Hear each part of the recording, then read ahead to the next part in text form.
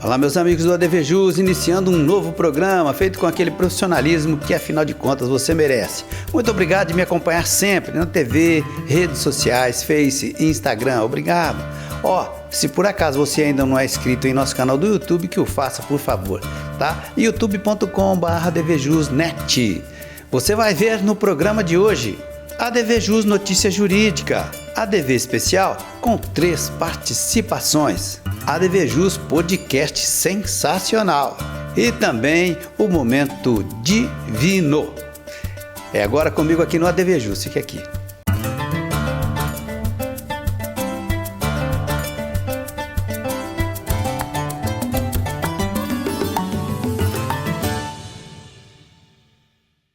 Legal, iniciando o nosso programa com essa notícia jurídica que separamos para você, a notícia lá que extraímos do Conjur. Espólio pode ajuizar ação por danos morais sofridos por falecido. Espólio é o patrimônio de quem morreu, né, gente? O espólio tem legitimidade para ajuizar a ação ou prosseguir na demanda que pede indenização por danos morais sofridos pela pessoa do falecido, especialmente quando não tiver sido feita a partilha de bens. Segundo a Corte Estadual, somente os herdeiros devem figurar na ação indenizatória. Essa posição se deu a partir da interpretação da súmula 642 do STJ, que tem a seguinte redação: o direito de indenização por danos morais transmite-se com o falecimento do titular, possuindo os herdeiros da vítima legitimidade ativa para ajuizar ou prosseguir na ação indenizatória. A conclusão é da 3ª turma do STJ Superior Tribunal de Justiça. Com o provimento do recurso especial, o caso volta agora ao juízo de 1º grau para que prossiga a instrução e julgamento do processo. Nossa fonte é o Conjur. Legal, abrindo hoje o ADV Especial Direito Condominial, Dr. Márcio Espímpolo. Veja. Olá, eu sou Márcio Espímpolo e hoje no quadro Direito Condominial nós vamos falar sobre um assunto que preocupa o brasileiro de forma geral, mas especialmente na nossa região de Ribeirão Preto nós temos um problema muito grande, o problema do lixo não recolhido em razão de qualquer problema que seja. Nesse caso específico, um problema entre a empresa que faz o recolhimento de lixo e a prefeitura. Bem, é importante nós dizermos aqui que, primeiramente, é muito importante que o síndico conheça as suas responsabilidades com respeito ao lixo nos condomínios.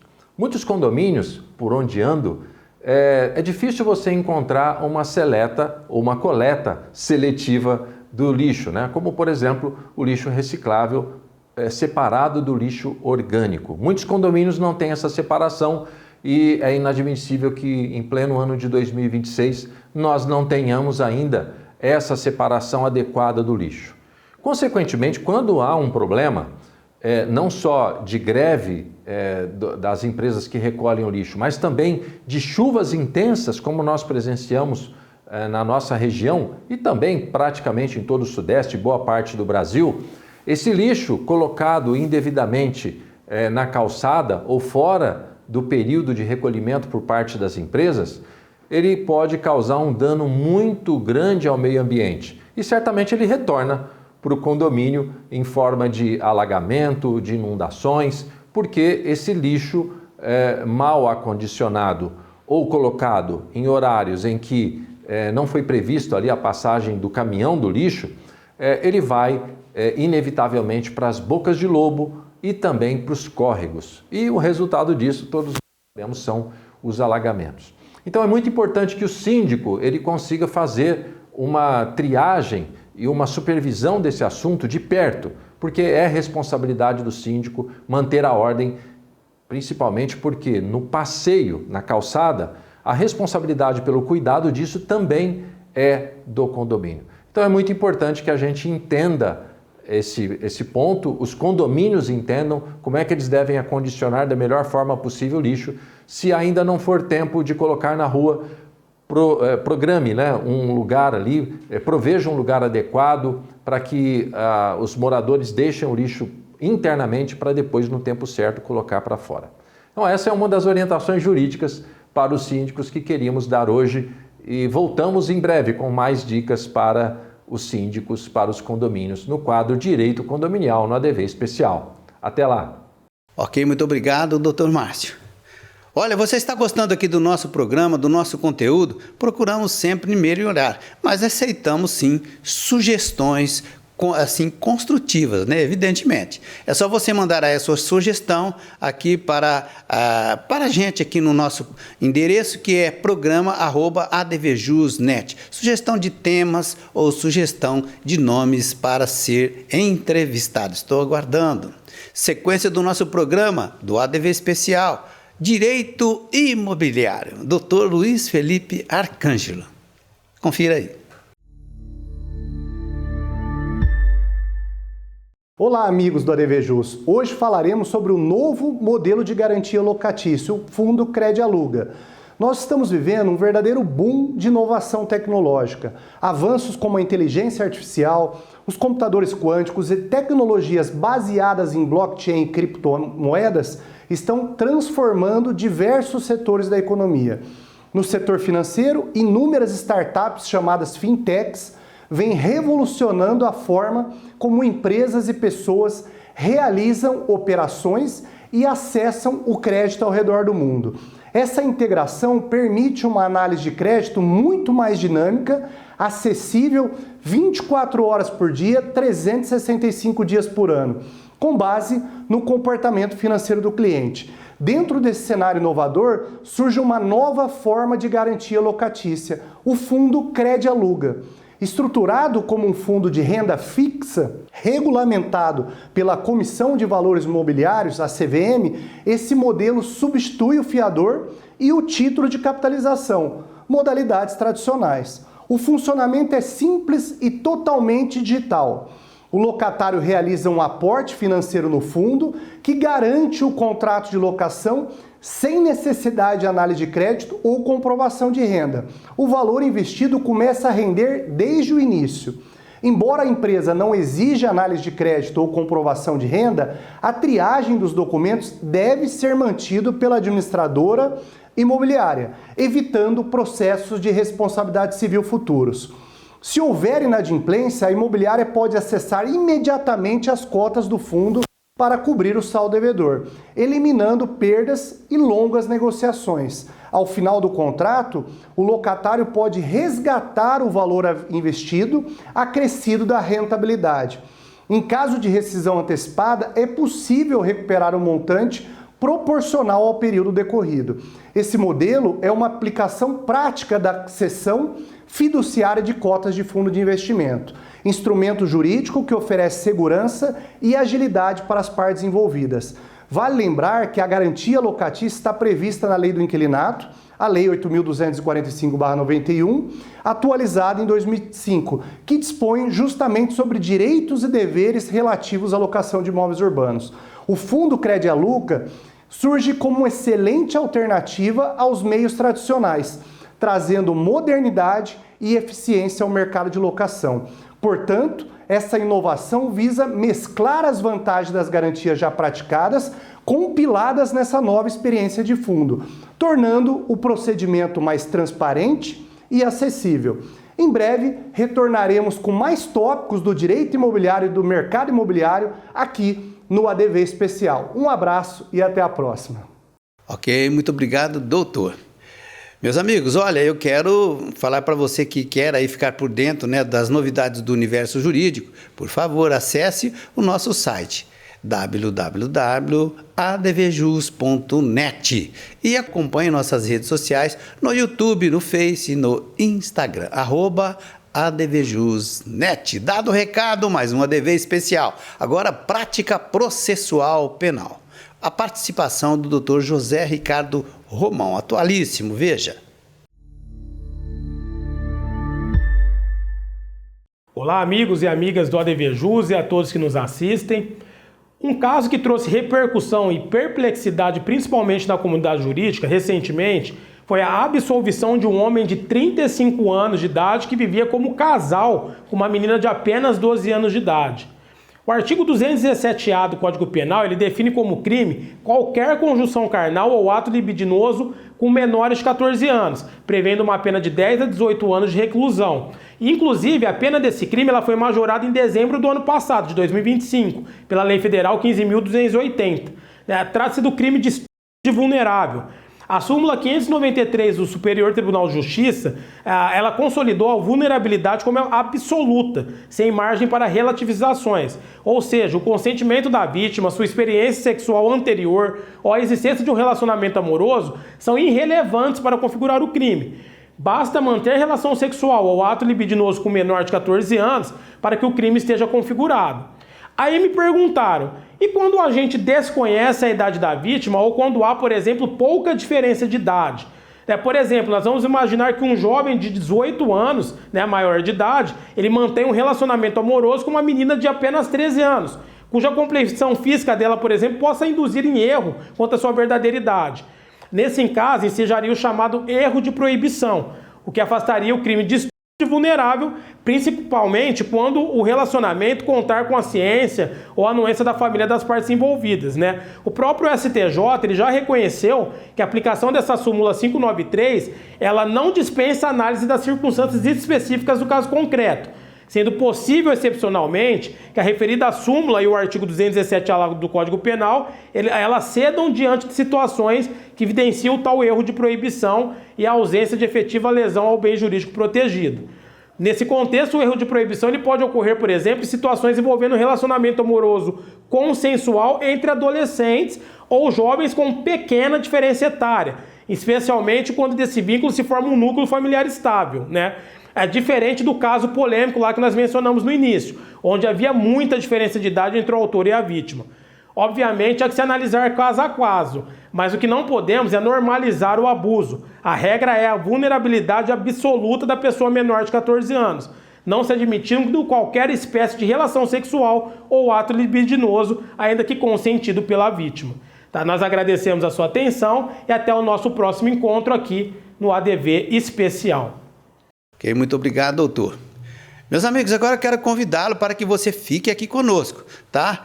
Logo após o nosso intervalinho, nós vamos apresentar mais um podcast sensacional. A parte 1 de um podcast que fizemos a respeito de advocacia e serviços notariais. Muito interessante. Estou te convidando, fica aqui comigo. Volto já já. Arcângelo Imóveis. Venda, locação e administração. Compromisso e confiança. Arcângelo Imóveis. Agora quero falar para você do Zezinho Alfaiate, Espaço Homo, ali da rua Eliseu Guilherme 681. Vista-se com bom gosto e elegância através dos trajes do Zezinho Alfaiate. Inclusive aquele traje feito sob medida especialmente para você. Isso mesmo, no Zezinho Alfaiate você também dispõe ali de confecções já prontas do traje masculino, daquela forma que você procura, com aquele atendimento mais que especial. Zezinho Alfaiate, na Eliseu Guilherme 681. Faça como eu, vista-se com elegância com os trajes do Espaço Homo. La Botilha Vinhos, onde você encontra os melhores rótulos. Venha conhecer.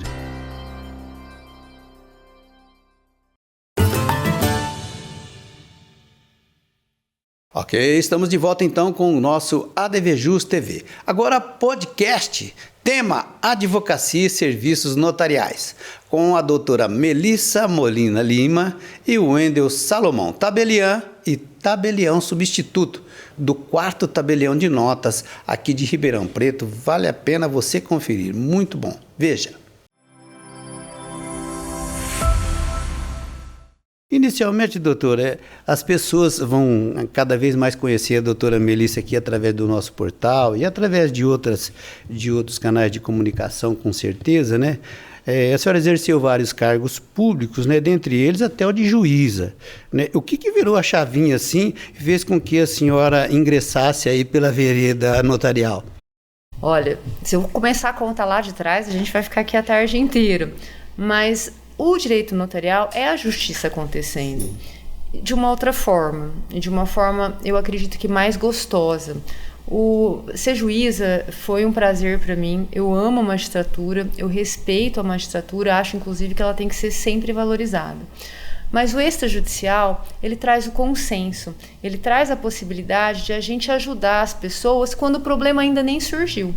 Então, o aconselhamento das partes, a gente está aberto lá no cartório para quem quiser ir lá, independentemente de praticar algum ato, de tirar alguma dúvida, porque acho que hoje tudo perpassa pelo extrajudicial. Desde uma escritura, que é o que todo mundo lembra de compra e venda, mas um reconhecimento de união estável, que as partes querem estabelecer, não querem um casamento, mas querem um documento, a questão de uma ata notarial para documentar um fato, uma simples declaração que ela queira fazer. Então, assim, todos os âmbitos da vida, eu acho que nada foge. E isso me chamou a atenção. Como que eu posso continuar servindo o público, porque é isso que a gente faz, mas de uma outra forma, de uma forma assim, um pouco mais tranquila, sem enfrentar aquele ambiente já de litigiosidade. Que legal, isso mesmo. Wendel, então, a gente, né, é até suspeito para falar que acompanhamos a sua trajetória profissional já de vários anos, né, de bastante tempo, e também o seu crescimento profissional. A gente sabe que existem algumas frentes aí que você se dedica, mas principalmente aí dentro da área do cartório, da área notarial. O que mais te motiva, né, você continuar nessa trajetória aí, com essa energia dentro do cartório, agora tabelião substituto? Eu amo o que eu faço e acho que está escrito, né, na testa há muitos anos, isso fica muito claro, né? É uma paixão que veio desde o meu pai, né? Então, meu pai é um escrevente muito conhecido na cidade e ele sempre se dedicou muito, ao máximo. E eu vivi esse ambiente, eu nasci ali dentro, nós falamos hoje sobre isso, né? E aí é uma paixão que ela foi passada de pai para filho e hoje até tem meu irmão lá dentro do tabelião que se tornou escrevente recentemente. E tem seu filho, né? Tem meu filho que disse que vai ser também. Cartorário, enfim. Então, realmente, a paixão é uma das circunstâncias, mas aí mais do que isso, são pessoas ao nosso lado que nos impulsionam. Você mesmo já sabe, nós já conversamos sobre esse assunto.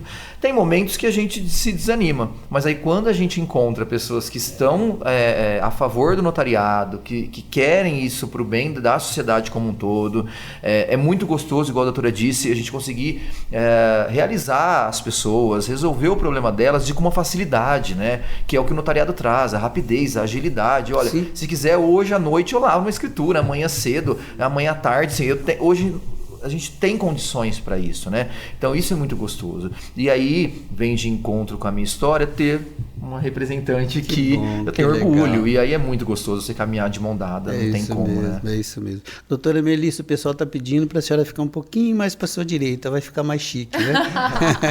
É isso mesmo. Eu quero completar essa fala do Wendel mandando um abraço especial lá para o Washington, né? Amigo da gente também, ok? Doutora, agora sim, quais são as maiores preocupações, né, do tabelião quando ele chega no cartório e ele se depara com duas questões? Eu tenho a impressão que essas duas são as que mais vão trazer um pouquinho de preocupação, de atenção, né?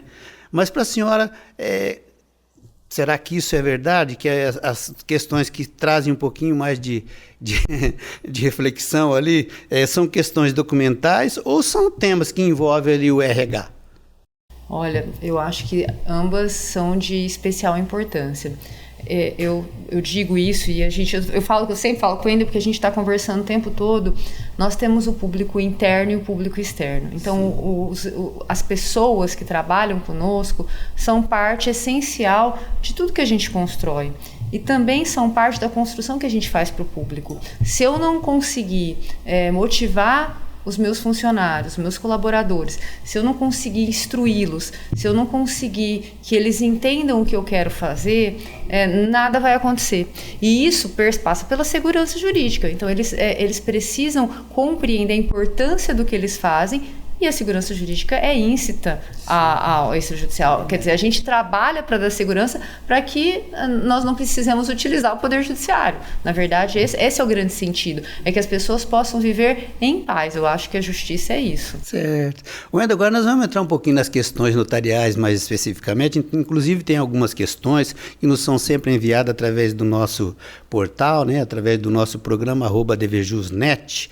Quem mora há vários anos no imóvel e paga IPTU, né, ali, e as demais contas também, ele pode pedir, né, a regularização da documentação diretamente no cartório ou sem recorrer à justiça? Como proceder? Essa é uma pergunta muito bacana, porque é mais uma forma de regularização, né, de áreas, fundiária do Brasil e pacificação social também. Sim. Porque eu tenho o usucapião, que é recente, nos tabeliões de notas, tenho a adjudicação compulsória, que também são formas de regularização, em que atendem a esse tipo de pressuposto, quando não tem a escritura, né, por algum motivo não lavrou ou o imóvel está irregular. Dependendo da documentação e uma análise muito séria sobre o que ele tiver de provas e contexto e o lapso temporal, nós conseguimos sim colaborar e regularizar essa documentação, e é uma felicidade para o cliente isso. E a agilidade, né? Quanto mais a pessoa procura o cartório, mais ela tem essa noção, né, doutora Melissa? Esses dois instrumentos, eles vieram há pouco tempo, sim, relativamente, para o extrajudicial. E é bacana essa participação do advogado em todo esse processo. Sim. Então, hoje podemos fazer isso. E como volta lá no começo, a pessoa que ela tem essa dúvida, ela pode se dirigir ao cartório e toda essa análise será feita. Qual é o custo disso no primeiro momento? Nenhum. Por quê? Porque a gente vai entender, às vezes até o advogado vai junto, nós vamos conversar e instrumentalizar isso para que seja regularizado, porque o Estado também deseja isso. Direito à moradia, todo mundo quer uma casa para chamar de sua. É verdade. E não só isso, depois que eu tenho um imóvel regular, ele entra numa seara em que eu posso comercializar ele, vender, transmitir. Houve um falecimento, eu faço a transmissão forçada, o inventário, né? Um divórcio, a partilha. Então, ainda assim, o Estado ele quer essa colaboração, porque também depois ele vai ter os frutos disso, assim como a família vai ter, né? Então, todos acabam ali ganhando com essa regularização mais rápida, mais célere, diferente de como era antes. O pessoal falava que o usucapião era 20 anos, 15 anos, não sei. Assim, chega muita informação no cartório de um tempo muito difícil e de demora. Certo. E que hoje nós conseguimos traduzir isso para uma realidade muito melhor. E eu sou desse tempo da advocacia da demora. Rito, vou defender até a magistratura. Nós temos um rito todo especial, que a primeira pergunta, por que o extrajudicial? Porque às vezes eu tinha vontade de pegar o telefone e ligar e falar, olha, junta mais esse documento, mas eu não podia, eu tinha que escrever, tinha um prazo, e tudo isso acaba acarretando numa demora. No extrajudicial, eu efetivamente posso ligar e falar, olha, tá faltando isso. E às vezes eu nem preciso ligar. Nós mesmos podemos providenciar isso em benefício da parte, em benefício do advogado. Doutor, Deus te ouça, quem sabe alguns magistrados estejam nos ouvindo aí. Doutora, uma outra coisa também que eu achei assim, interessante, é novo, vamos dizer assim, que é jovem, né? Agora existe a possibilidade de uma transferência de um veículo, assim, antes do término do inventário. Isso é factível? Sim, isso é factível e é uma coisa muito esperada, porque antes acabava indo demanda para o judiciário só por conta disso. Muitas vezes as pessoas elas precisam não só de alienar um veículo, mas de levantar uma determinada quantia para até custear todo o processo de inventário. É um momento difícil na vida das pessoas e quanto mais célere isso for, melhor. E a gente tem condições de fazer tudo isso pelo extrajudicial de uma forma rápida. A pessoa ela pode regularizar os negócios que estão em tratativas, infelizmente esses fatos acontecem em momentos diversos que a gente não pode prever. Então, tudo isso hoje pode ser desenhado dentro do extrajudicial. E o mais gostoso disso, lembrando, é o e-notariado. Que além disso, eu ainda posso fazer toda essa circunstância à distância. Então, às vezes eu tenho um herdeiro que está em outro estado, em outro país, né? Ou N circunstâncias, ou até hospitalizado, em que a partir desse momento eu consigo, pelo e-notariado, dar a possibilidade para essa família regularizar um veículo, ou até um acesso a uma conta bancária, né? São inúmeras oportunidades que ele tem.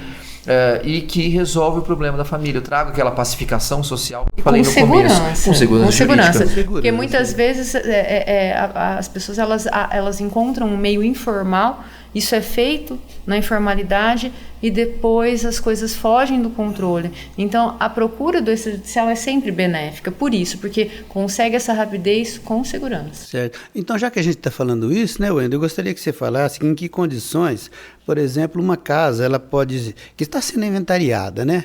Aconteceu uma comorência e tal, e em que situações ela pode procurar o cartório, né, para vender essa casa antes da conclusão ali, né, do término do inventário. Pode. E o que seria necessário? É bacana a sua pergunta e interessante porque nós temos 2 momentos ali para se tratar do extrajudicial.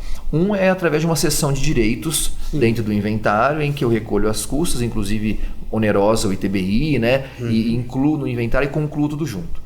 Mas a que eu mais gosto, às vezes, não é nem a cessão de direitos. Existe a possibilidade de eu assinar no mesmo dia o inventário e já vende e compra. O inventário e já transferir o veículo. O inventário já liberar o traslado para essa pessoa sacar o dinheiro. Então, como o extrajudicial ele é muito rápido, isso é muito gostoso. Então, não existe mais, igual antigamente, me dá um alvará, porque eu já vou fazer a venda do imóvel e depois deixa lá o inventário rolando. Não, o cliente chega nesse desespero e fala, olha, em 2 dias eu consigo, 3, 5, liberar esse inventário, a gente já assina o inventário e a venda e compra. Qual que é a parte disso? Eu dei fim ao inventário, o advogado recebeu os seus honorários, o Estado recebeu as suas taxas, o cartório também recebeu pelo serviço e nós conseguimos trazer uma condição factível e real e de uma condição de resolver o problema da família e também desse novo comprador, que já tem o imóvel dele regular.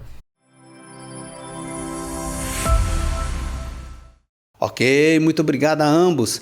Próximo ADV Jus você vai ver a parte 2, tá? Aqui desse excelente podcast que você conferiu a primeira parte hoje. Próximo programa, parte 2. Agora, momento do sorriso. O momento é divino. De vinho, né? Oferecimento La Bottiglia, o melhor vinho é aquele que você gosta. Confira aí. Se você quer tomar um vinho com bastante história, esse aqui é uma ótima sugestão. Esse é o Ezemit Vranek, um vinho feito com a uva Vranek da Macedônia do Norte. É uma uva típica de lá e era a uva preferida do Alexandre o Grande. Esse vinho ele tem uma coloração bem intensa, bem escura, possui aromas frutados, mas de forma delicada, sem ser muito explosivo, e no paladar ele é bem redondo, com uma boa acidez e combina muito bem com carnes vermelhas, com massas com molho vermelho e comidas um pouco mais estruturadas no geral. Esse vinho é uma exclusividade nossa, você só encontra aqui na La Bottiglia. Ok, legal demais ter você comigo aqui no ADV Jus. Obrigado da companhia de sempre. Voltaremos breve com mais um novo ADV Jus, certeza. Forte abraço, até lá.